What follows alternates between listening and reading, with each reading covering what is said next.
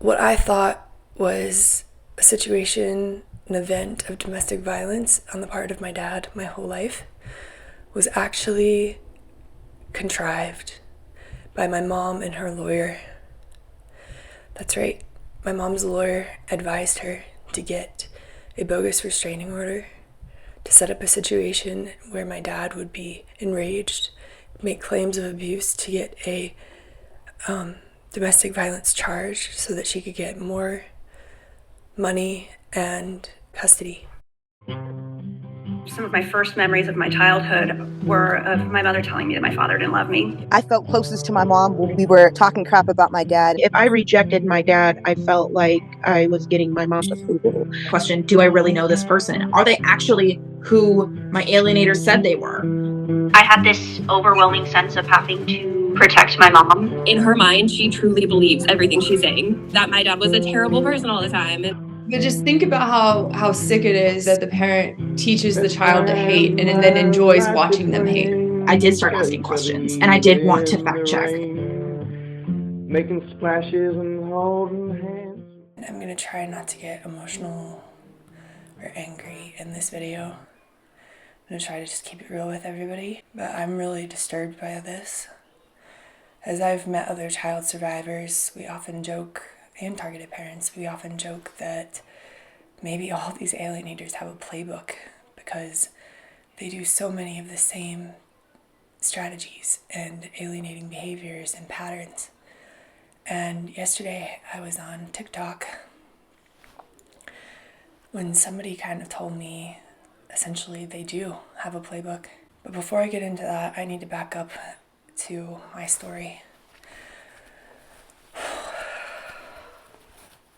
As I've processed everything this year, I've been able to understand more and more like what caused the alienation to solidify at the end. My parents' marriage was terrible for a long time, and the alienation started at the end of their marriage, but there was a specific event that really did put the final nail in the coffin. I was 9 years old and I was in my grandma's car driving back to my house. My grandma is my mom's mom. And when we pulled up to our house, there were 5 or 6 cop cars everywhere. I saw my dad with some cops, my mom with some cops. My grandma went hysterical, started crying. My stomach dropped, I started crying. She turned the car around and drove me back to her house. I would never set foot in that house, our house, again. And later that night, I would get the events, what happened, told to me through my mom and my grandma.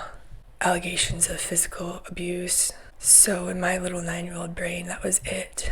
How can my dad do such a thing? Solidified the alienation for me, and then I would refuse to talk to him or see him for a long time after that. Whereas it's ironic because my brothers who were actually there for this situation never were alienated from my dad. There were a lot of things that I was not aware of at the time that I have figured out now. I know there are 2 sides to every story, but what I remember as a 9-year-old was the next day being brought to a new school in the middle of the year, walking to that school, 3rd grade, terrified. My mom telling the principal there's a restraining order against her dad if she shows up at the school. You need to call the police if he shows up at the school to get her. She said the same thing to my teacher as she walked me into the room. I stayed right by my teacher's side the whole day. I remember just looking constantly out at the windows for cop cars. And as this little kid, I was really scared. That was a really scary day for me, and looking back now, I don't know what my mom was thinking, but what happened from that point on is I told you my grandma turned the car around and drove me back to her house. Well, that night and for months afterwards, my mom, me, and my 4 younger brothers, we all stayed at my grandma's house. We never returned to the other house, and I didn't see my dad for a long time. There was a criminal charge filed against my dad, which was later dropped. And all of this surely solidified the fact that my dad was a monster, abusive, and didn't love me like my mom made me believe. Last year, I figured out the other side of the story. Not from my dad, by the way. He still will not say anything mean or paint my mom in a negative light. So I had to go to other extended family members to tease out the truth of the situation, to piece my own life together. That's part of the problem of all of this psychological abuse, is that no one tells the child the truth. What I learned last year is this is what happened. Several sources said the same thing, so I take it to be true. My parents had been fighting about several issues for a long time, but the main one was religion. My mom was adamant about wanting to put me in Catholic school. My dad didn't want me to do that. He didn't want to take me out of school again, put me in a new school. I had a lot of friends at my charter school. I loved it there. They fought over other things too, of course. Their marriage was terrible. He doesn't deny that. She brought out the worst in him. She brought out the worst in me. Well, he came home that day. And at the time in North Carolina, 20 years ago, all you had to do was claim a threat of violence in order to have a restraining order filed. And he got home to the house where he was expecting to see all of the kids and my mom, and there was a restraining order there, a bogus restraining order, and he got really mad and they fought. But the way my mom characterized the fight was completely blown out of proportion. Of course he was mad upon seeing a bogus restraining order, like any parent would be, but there was no physical abuse. The way it was characterized to me is not how things actually went down. Needless to say, my mom did call the cops that day. My dad did have to follow the restraining order, so he couldn't communicate with us or explain, I'm still here, I still love you, or anything. And because of all these events, my dad was advised by his lawyer to don't even try to go to court. You'll lose tons of money. So he didn't even try to go to court because all these charges had already been filed. In fact, what ended up happening is that my mom got a big settlement in the divorce and an exorbitant amount in child support every year. So much so that we could live in a really nice house without her having to work at all. She also got primary custody. My dad got every Wednesday night and every other weekend. And that's hard to be an active parent having that little time. I also learned last year that what I thought was a situation, an event of domestic violence on the part of my dad my whole life was actually contrived by my mom and her lawyer. That's right, my mom's lawyer advised her to get a bogus restraining order to set up a situation where my dad would be enraged, make claims of abuse to get a domestic violence charge so that she could get more money from child support and more custody. That part, when I heard it, seemed a little bit evil, like demented last year. And that brings me to yesterday when I was on TikTok. So I was on TikTok when someone posted, false allegations are taught by women in advocacy groups to divorcing women to steal kids from fathers. Naturally, that piqued my curiosity and I was shocked. So I said, oh my gosh, that's terrifying. I need to expose this in a video. The original poster said, the rabbit hole is going to make you see this entire system in a new horrifying way.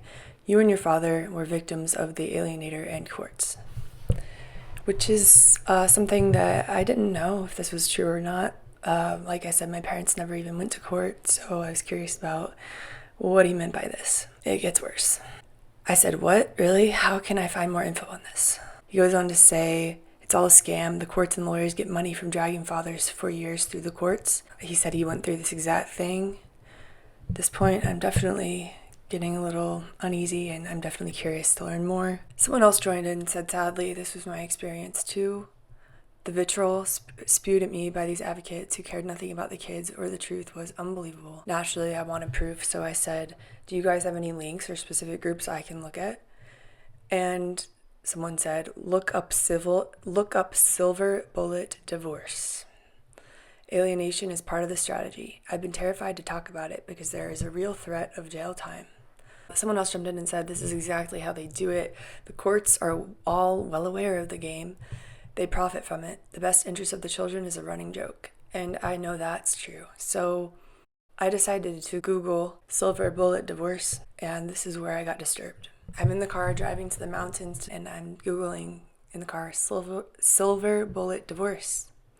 I decided to go ahead and record my screen, knowing that I was probably going to do a video on this. And I had heard the silver bullet before, which is when a parent or child makes false allegations of abuse, usually sexual abuse, against the other parent. But silver bullet divorce, I believe, is just something a little bit different, and I had never heard of that. I have to take a deep breath. Very shortly, I came to learn what that kind man on TikTok was talking about when he said that I was gonna realize how the courts had played a role in the alienation. And this website says many family law attorneys are using silver bullet divorce tactics. And it talks about filing a PFA, protection from abuse, or a child abuse claim. It says the standard of evidence is entirely too low in domestic violence cases. Yes. I know the font here is really, really small, but this is the website that really outlined what exactly silver bullet divorce is, and I would love to read through this with you guys. Oh my God. It's what happened to my case. It's what my mom did, what her lawyer told her to do, and then what she decided to do without any regard to her children. It says, if you're headed to a divorce, men, please read this. The silver bullet technique involves a carefully contrived and set up false accusation of domestic abuse, or, when possible, the provocation of a real incident of domestic abuse. Those who perpetrate the scam will make the charge of domestic abuse, no matter what their victim does or fails to do. In many cases, they close joint bank accounts, make doctor's appointments before they create the incident. It happens hundreds of times every day. This technique is being taught by political activists who pose as women's victim advocates. It is a means of gaining advantage in any confrontation, particularly divorce. It gives the complaining party, referred to as the victim, immediate exclusive custody to the house, the contents of the house, and to the children. It gives the real victim, referred to as the defendant, who here is the targeted parent, the responsibility for all the bills while he is trying to deal with suddenly becoming homeless. That's right, he had to go live at his parents' house. The perpetrators call themselves victims. The real victims generally do not have a clue what was done to them. Darvo. That's how they reverse the victim and perpetrator. They paint themselves as the victim when they're really the perpetrator. Over and over it says, we see the following interesting phenomenon. And here's where it got creepy and I started to really get sick to my stomach. Number one, a marriage has existed for decades. There was never a call to 911, never a policeman in the house, never a complaint to family court, never a complaint to the Department of Social Services, never a time when the wife left the house to avoid abuse. Check mark for me. Never once was there anything like this happening ever before.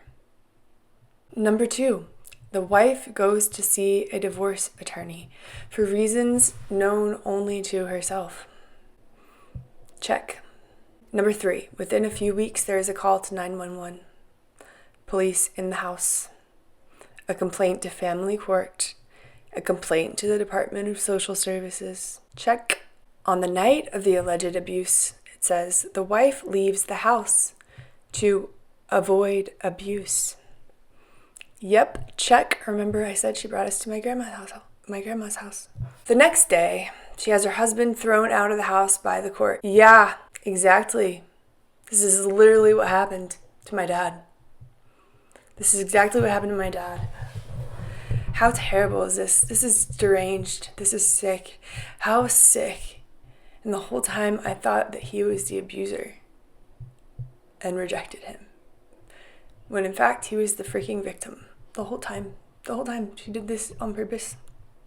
Number 4, of course the divorce attorney claims no involvement in creating such a strange change in the pattern of the marriage. If the most exalted love of your life ever becomes a woman scorn, you could still see this happen.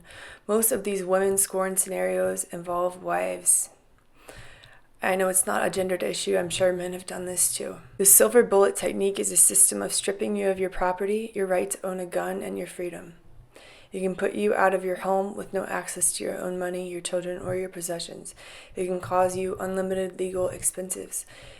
It can turn your family and friends against you. The silver bullet technique is being implemented by a well-organized network of lawyers, paralegals, advocacy groups, radical women groups, prosecutors, doctors, police, and even judges.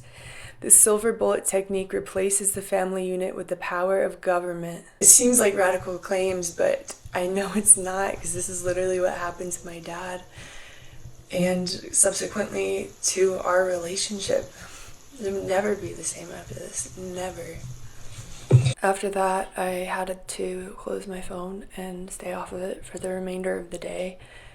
I was going back and forth in my head about whether to even make this video. When I talk about more personal things, I seem to feel a sense of guilt for even putting my mom in a negative light. But this is bigger than my story. This is bigger than my mom, my dad.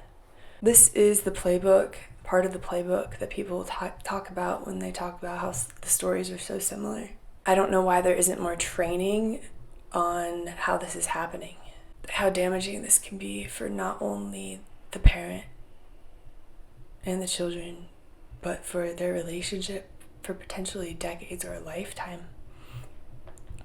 It doesn't surprise me that these alienators will do this, because it is a very selfish thing to do without considering the ramifications it will have on your children and their relationship with their other parent, the person you claim to love so much that you married and had children with them in the first place, their social reputation, their financial situation.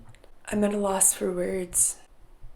This is precisely what happened to my dad. And I believed the other side of the story for 20 years.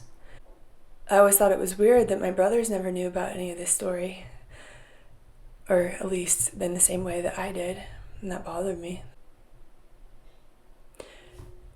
I don't have an answer for how to remediate this, what seems like big societal problem. I thought I would be really angry in this video, but I just feel sad